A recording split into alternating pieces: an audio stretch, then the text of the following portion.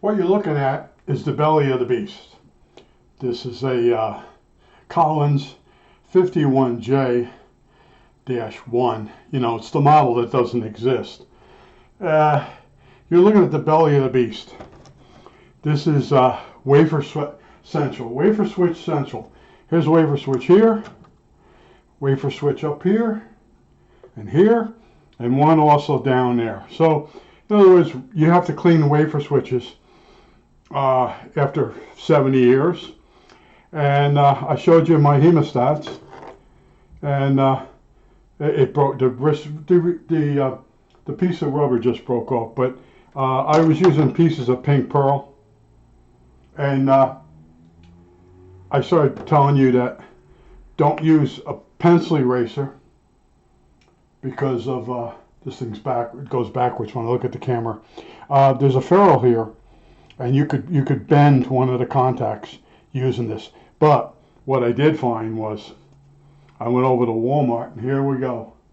They had these old-fashioned slip-on erasers, and it has enough, I would say, abrasionness, if that's a word. It has enough abrasion that it can clean the contacts, and its shape is very nice because it forces you not to do any damage because it's tapered.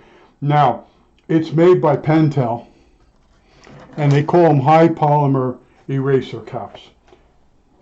All right, Pentel. Now, Pentel also makes an eraser pencil, and I think it's probably in the garbage. I found one the other day. What happens to the eraser pencil? It's gone. I bought extra refills. It's blue or red, and it's got a clicking thing that comes down the side. And the rubber gets softer as it ages. Now, most rubber on pencils, pencil eraser, it gets tougher as it gets older. Case being this eraser here. Okay, it was as soft as a pink pearl at one time. It's not.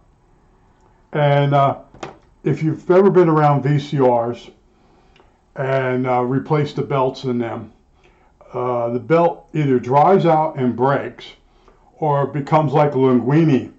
It becomes softer and more stretchable, and you have to replace it. And that's from the reaction of the other plastics in the VCR, and the fact that the certain VCRs, they stay on. A certain amount stays on. It's a warm environment, and the rubber that the belts are made out of tends to react with the plastic vapors that are inside the VCR, and it makes the rubber get softer.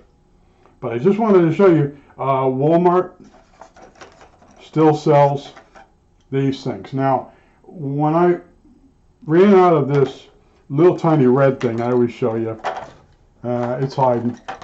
All things are hiding. Things are jumping to their death. Oh, I see it down on the floor. It was a eraser pen that you pull a string. Here's what's left of it. They were on eBay for a while for $20 each, but that's what's left of it.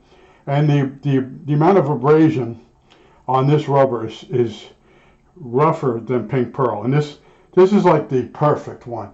And this was a foot, almost a foot long, and you pull a string, and then you could shape the tip, and then you could get in there, and that was it. That's all you needed was that. And I can't find these things. So the next best thing for you is go to Walmart. And what I wanted to say was, the last time I went to Walmart looking for erasers, they didn't even have pens. And what it is, it's seasonal. It has to do with the school year, what they stock. And I went there, no erasers, no. Well, anyway, I ended up going up to Staples, and that's where I got the Pentel pen with the inserts. And I bought extras. I bought extra inserts. I brought it back. I used it on a project. It was fine. And then I went to use it on this project. And when I started cutting the refill to shape it, it wasn't cutting right. It was cutting real soft like butter. And then when I went to use it, I noticed it had gotten softer, and it didn't have the abrasion that it had when I first got it. And there's rubber does one of two things. It gets harder or softer with time. Is rubber that it actually becomes gooey. Oh, you don't ever want to get messed up with that stuff. What happens is the rubber's sitting in something and it doesn't have adequate ventilation or whatever, and it reacts with something else. And then you take the piece of rubber out, and it leaves behind this sticky, gooey tar stuff. And that's the bad part of working with rubber gaskets. And then there's a case where you're trying to take the gasket off and save it so you can match it up, and it falls apart in pieces. But I just wanted to show you this Collins 51J-1, the model that doesn't exist according to some big mouths, is a bunch of wafer switches. And they do all their switching for all the different coils that cams move up and down using gears. So this thing is electromechanical radio, and it's very interesting. That's why I bought it. It looked really good condition on the pictures, and it does. It looks really good from the outside, but inside it's sad. And the amount of oxide on the wafer switches was nothing like I've ever seen before. So that's why even though I was using the forceps or the hemostats, or locking pliers they call them, with pieces of pink pearl, I kept hoping to find something like this. And hopefully it's not even in the camera. How could it? Okay, camera's all the way up here. I was happy to find something like this. It's funny the way this camera works.